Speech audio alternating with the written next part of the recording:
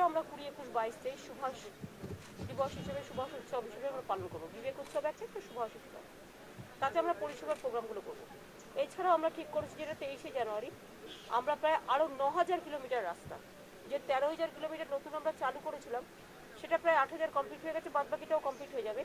Plus আমরা আরও 2,000 নতুন দেবো, প্রায় 13,000 কিলোমিটার রাস্তা। ধরুন এই 9,000 কিলোমিটার রাস্তার মধ্যে 7,000 নেওয়া হচ্ছে এমন রাস্তা যেটা ধরুন ভেঙে পড়ে আছে, হয়নি অনেক, বা ওল্ড রাস্তা যেগুলো দিকে কেউ তাকায় না, তাকার কোনো সিস্টেমই ছিল না, যে রাস্তাগুলো খারাপ হয়ে গেলে কে দেখবে, প্রধানমন্ত্রী রোজগার যোজনা বলে দিলেই খালাস, তারপরে রাস্তাগুলো খারাপ হয়ে গেলে কে দেখবে।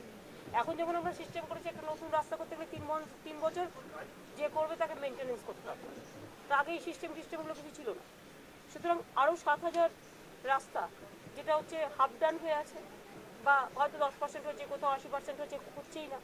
আর 2,000 যেগুলো পুরনো হয়ে গেছে, খারাপ, ভেঙে টেঙে পড়ে আছে। আর প্লাস হচ্ছে আরও 2,000 কিলোমিটার নতুন নিচ্ছে। আগেরবারে যেমন 13,000 কিলোমিটার নতুন নিয়েছিলাম, মোট 13,000, এই 9,000 কিলোমিটার, অর্থাৎ 22,000 কিলোমিটার রাস্তা যদি ভালোভাবে হয়ে যায় গ্রাম বাংলা, এটা খুব ভালো হবে। তাছাড়া আরও 3টে বড় প্রজেক্ট আমরা নিচ্ছি পিডাব্লিউডি থেকেও, সেটা বাঁকুড়া পুরুলিয়া, আমি আসবো, প্রজেক্টটা রেডি হয়ে যায়।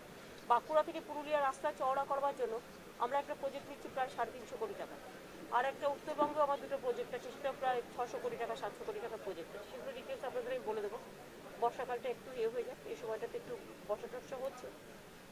এই তাছাড়া অনেকগুলো মাল্টি আমাদের হ্যাঁ, যেটা হচ্ছে আমরা ম্যালনিউট্রিশনাল যেটা আমার আছে, অনেকগুলো আছে, বাচ্চারা আছে না গরিব আর কি, ম্যালনিউট্রিশন প্রোগ্রামের মধ্যে আমরা বাচ্চাদের আমরা খাবার টাবার দিই। কিন্তু এরকম যত আছে আমরা ঠিক করেছি জঙ্গলমহলে যত বাচ্চা আছে তাদের এই প্রজেক্টের মধ্যে নিয়ে আসবো। কারণ সারা রাজ্য জুড়ে বিশ্ব ফুড দিবস হিসেবে 5,000 বেশি ছিল, আমি আরও 5,000 অ্যাড করতে বলেছি। তাতে বাচ্চাদের আমরা চেষ্টা করব যাতে বাচ্চাগুলো ভালো থাকে।